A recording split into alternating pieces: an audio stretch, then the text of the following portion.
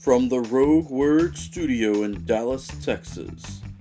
Recorded live before an audience of cats. It's The Lit Show with Jeremy Fee. New episode each Monday. Authors welcome. Comments encouraged. Hello everyone. Welcome to The Lit Show. I'm your host, Jeremy Fee. And as always, I've got something really special for you today. It's a series spotlight for Song of Echoes by R.E. Palmer. This is an epic fantasy series. I just finished reading book 1 and I'm really excited to talk about it. The author sent me a free copy, an ebook to read, but this is my honest opinion, of course, and I actually went ahead and purchased a copy of the book to support the author, which you should know I don't normally do. I don't always do that. Usually I just accept my free copy of the book and move on after I've read it and reviewed it. I love reading epic fantasy. You probably know that if you watch the channel a lot, and this book certainly delivered for that. I think the cover speaks a lot to the epic quality of the book, and I'm really impressed. This was a self-published novel. It's very well written, and it's got that amazing, beautiful cover that looks epic in scope. You see the huge mountains, the grand scope that's presented in the cover, and those mountains come into play in the story, believe it or not. The setting, the land, it's all incorporated really well, because this is not just epic and not just coming of age. It's also a war story, and there are battles, and for those battles and to understand them, you have to understand the grand scope of the mountains and the walls and how they're going to be fighting in the combat. So it helps to see the cover and see those huge mountains. It also helps that there's a wonderful map at the front of the book. I love when fantasy novels or other novels include maps for us. My favorite aspect of the story was the atmosphere of intrigue, and I find myself talking about that more and more as I read books that I find that I really enjoy. The idea that the author plants a real mystery or multiple mysterious elements, as you find in this case, where as you read you're not just hooked from the beginning, wondering what happened in this world, what these mysteries are, but you continue to be hooked throughout the story because of the mystery or multiple mysteries. Here you want to know about the enemy, you want to know about the magic, you want to know what these people have dealt with in the past, and even on the side that the point of views represent in the story, you want to know about the leadership and what's going on with them and the politics. I enjoyed how the point of view focused on two main characters. It's Torin and it's Elodie. Torin starts out as a young man who was a wannabe soldier, only to have him find out he's got a mysterious origin. It did feel a little tropey to have that aspect of the book, but it wasn't overdone. I like the way that it came across. And then he ends up going on this unexpected journey in which he learns the harshness and reality of war and what it means to be a soldier. He has to deal with a whole lot, actually. And then from the other point of view, you get Elodie. She's a young lady, she's a community leader, she becomes embroiled in the politics, and she has to learn just how difficult that can be. That with politics, you're dealing with the court, potential spies, with loyalties, trying to figure all of that out. So it's two different very interesting points of view, and I actually didn't mind that they were separate. Sometimes I will complain if a story has characters divide up and do their own things, because sometimes it feels disjointed when an author does that. But in this story, it was all connected because it's about a war, and it's about the enemy that they're facing, and you're learning different clues from each of the two points of view to have it come together in a sense of not the two characters coming back together necessarily, but of the story and learning more about what's in the world building and the history of it as it all comes together. I think that if you enjoy fantasy stories, coming of age stories, epic fantasy, war stories, that you would really enjoy this novel. I know I did. I'm glad I read it. I'm looking forward to the next book coming out. It says it's scheduled for 2021, which means it should come out soon because this is November. We only have November and December left in the year. I don't know if maybe it's going to get pushed back to next year or not, but I want to read it. I looked online to see what else the author had written. R.E. Palmer has two standalone novels, it looks like, Sky and Stargazers, and he has a trilogy called The Never Dawn. I hope that you enjoyed my series spotlight today. I would encourage you to give the book a chance. If you want to buy it as an ebook, it's really inexpensive. The paperback looks like it doesn't cost very much either. That's it for today's Lit Show, other than I do have a really important announcement. It's occurred to me for the sake of the show, the Lit Show, and the channel. I was doing them on Mondays here for the first few episodes, but I think it would make more sense to switch to Tuesdays, and from now on to do the Lit Show on Tuesdays. I know I've got the Writer's Journey on Wednesday because I like Writer's Wednesday. I like the alliteration, and I was concerned about doing them back to back, but it's occurred to me that when life throws a wrench in the plans, there are various family emergencies or lots of things to deal with from work, grading and planning and all that, that it might help me to have an extra day after the weekend, because I've been making these videos on the weekend, Friday, Saturday, Sunday, for the most part. But it might help to be able to have that extra cushion and officially have the video come out on Tuesday. Plus, I love Tag Tuesday. Sometimes I'll do tags for the Lit Show, and it's fun to say Tag Tuesday. Again, I love alliteration. And Tag Tuesday is a great hashtag as well. That's my other news. The show's moving to Tuesdays, folks, and I hope that you're going to be okay with that. Back to back, Tuesday, Wednesday, the Lit Show, and the Writer's Journey. That's it for today. Every Tuesday is going to be a good Tuesday for a book talk. Peace.